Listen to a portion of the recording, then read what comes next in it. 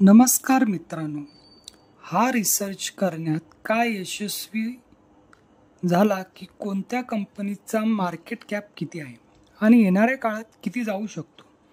तुम्ही हे काढण्यात यशस्वी झालात की कमीत कमी एवढा मार्केट कॅप होऊ शकतो. आता ह्या कंपनीचा करंटचा मार्केट कॅप 63,000 करोड आहे. तेथून जर डबलची पण कॅल्क्युलेशन केली ह्याला 800 माना तर 1600 किंवा 2000 हा शेअर खूप आरामात जाऊ शकतो. त्याला सोडा, 50% तुमचे रिटर्न बनतील, तीच मोठी गोष्ट आहे. दुसरी गोष्ट, जर तुम्हाला हा अनुमान लावायचा आहे की येणाऱ्या काळात हा शेअर 1200-1500 वर जाईल, पहा खूप मेहनतीनंतर या सर्व गोष्टी तुम्हाला ह्या कंपनीच्या बिझनेसबद्दल तुम्हाला माहिती असली पाहिजे. कंपनी काय करते, काय बिझनेस करते, येणाऱ्या काळात 2-3 वर्षात, 4-5 वर्षात, 10 वर्षात, 20 वर्षात पुढे पण बिझनेस चालूच राहील. जर ह्या गोष्टी तुम्ही समजण्यात यशस्वी झाला तर तुम्ही नक्कीच पुढे जाल. RFCच्या मार्केट कॅपची बात कराल तर 1,70,000 कोटी करोडाचा मार्केट कॅप आहे. RVNLचा मार्केट कॅप पण पहा, RFCचा मार्केट कॅप पहा किती आहे. येणाऱ्या काळात शक्यता आहे की हा शेअर पैसे बनवून देऊ शकतो.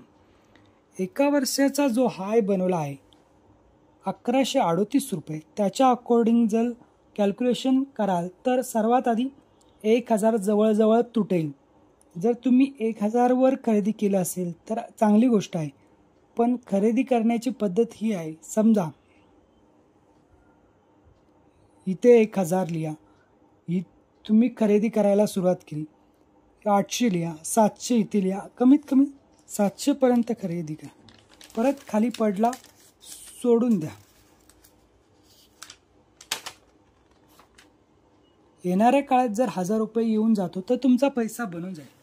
कोठे एवढं हार्ड आहे स्टॉक मार्केटमध्ये पैसा बनवणे. बस सिंपल एक पद्धत आहे की तुम्ही जो शेअर खरेदी करता त्याला तुकड्या तुकड्यामध्ये खरेदी करू शकता. काय SIP करून त्यात काम करू शकता तर तुमचे सर्व टेन्शन संपून जाईल. 2 प्रकारचे लोक आहेत, तुम्ही स्वतः माना. दुसरा अजून एक आहे, त्याला तुम्ही A माना. तुम्ही ह्या शेअरला खरेदी केला, एकाच वेळी खरेदी केलेत 1,000 शेअर, ठीक आहे. आता हा पडला, आता तुम्हाला नुकसान होत आहे, मी कधीच नाही निघू शकणार. काय होईल, माझी सर्वात आधी ही झटपट आहे की मी केव्हा निघेल ह्या शेअरमध्ये. तर तुम्ही तो शेअर कशासाठी खरेदी केला, कधी तेजी बनली तर तुम्ही मोठा पैसा घेऊन जाल.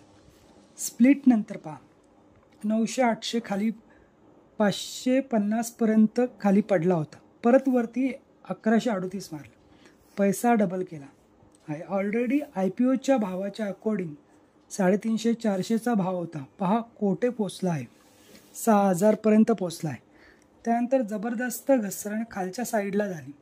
समजू शकाल या सर्व गोष्टीला नाही.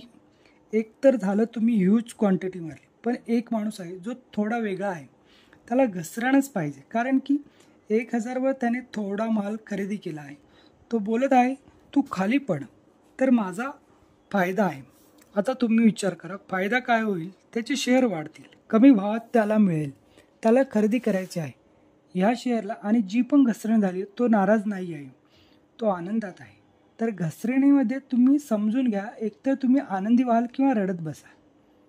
तुम्ही ठरवा तुमची पद्धत काय असेल, तुमचेच हत्यार असेल, तुमचाच पैसा असेल. ह्या पैशाला पाहिजे तर तुम्ही एकाच वेळी खरेदी करून घ्या किंवा ह्या पैशाला थोडं थोडं करत खरेदी करा. ह्या पैशाला पाहिजे तर बऱ्याच साऱ्या कंपन्यामध्ये लावा. 50,000 आहे तर 10,000 एकामध्ये लावले, 10,000 एकामध्ये, 10,000 एकामध्ये लावले आणि वेट करत आहात, वाट पाहत आहात. काही काळानंतर पैसा बनला, ठीक आहे, समजलं, हो ह्या पद्धतीने पैसा बनेल. ही गोष्ट ऐकायला चांगली वाटते, पण जेव्हा प्रॅक्टिकल कराल तेव्हा तुम्हाला थोडीशी प्रॉब्लेम राहील. पण एकदा का तुम्हाला त्याची सवय झाली तर मग तुम्ही बोलाल, आता स्टॉक मार्केटमध्ये मला कोणीच हरवू शकत नाही. तर घसरण कधीच चुकीची नसते. एका चांगल्या शेअरमध्ये आजपर्यंत जेवढ्या पण वेळा घसरण झाली आहे, पैसा बनला आहे, हे मी नेहमी सांगतो. एक माणूस आहे, त्याच्या डोक्यात फक्त SIP आहे, बाकी काहीच नाही. कॉलपुट अजिबात नाही, इंट्राडे अजिबात नाही. घसरणीला घेऊन त्याला काहीच त्रास नाही. तुमचा एक नियम बनवा, सॅलरी येईल ह्या शेअरमध्ये मी SIP करेन, हा शेअरचा टार्गेट आहे, त्यात SIP करणार. तुमचा पगार होता 30,000, त्यातील तुम्ही 5,000 ठेवले होते योग्य पद्धतीने चांगल्या कंपनीमध्ये इन्व्हेस्टमेंट करण्यासाठी, किंवा तुम्ही घसरणीमध्ये पैसा वाचून बाजूला काढून ठेवला आणि SIP करता, पण घसरणीतच करता. सर्वात चांगली पद्धत आहे. गरज नाही की दर महिन्याला तुम्हाला खरेदी करायचं आहे. तुम्हाला घसरण झाल्यावरच खरेदी करायचं आहे आणि पैसा जोडायचे आहेत. आपल्या डिमॅटमध्ये पैसे ठेवाल तर क्वार्टरली तुमचा डिमॅटमधून तुमच्या सेविंगमध्ये येईल. सेविंगमध्ये पडून राहू द्या, पण समजून चाला की हा पैसा माझ्या डिमॅट अकाउंटसाठी आहे, येणाऱ्या काळात उपयोगी पडेल. जर स्वतःला बदलाल तर खूप पैसा आहे स्टॉक मार्केटमध्ये. जर पद्धत नाही बदलली तर प्रॉब्लेम होईल. या शेअरचे फंडामेंटल पहा. डेप्ट फ्री कंपनी आहे. कंपनीवर काही खास कर्ज नाही आहे. का रेल्वेचा बिझनेस कधी बंद होणार आहे? तुम्ही स्वतः अनुमान लावा. का रेल्वे बंद होईल? येणाऱ्या काळात कधीच नाही बंद होणार. रेल्वेनी माणूस का जातो? ट्रॅफिक लागू नये, इझिली जाता येईल, परिवाराचे लोक सोबत एकत्र जातील. बस आणि ट्रेनमध्ये हेच अंतर आहे. रेल्वे वेगाने तुम्हाला तुमच्या टार्गेटवर एका राज्यातून दुसऱ्या राज्यात जातात. सोबत जायचं आहे. हा शेअर मला दमदार वाटतो. योग्य प्राईसच्या अकॉर्डिंग खाली येत आहे.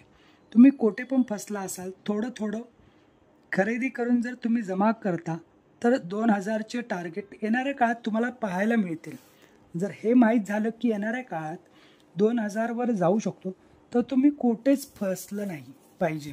सुरुवातीला 330चा IPO आला होता, तिथून 6,000पर्यंत गेला. सांगा कोणाला नुकसान होईल? येणाऱ्या काळात ह्याला 2,000चं जायचं आहे. तुकड्या तुकड्यात खरेदी करायचं आहे. घसरण झाली तर खरेदी करायचं आहे.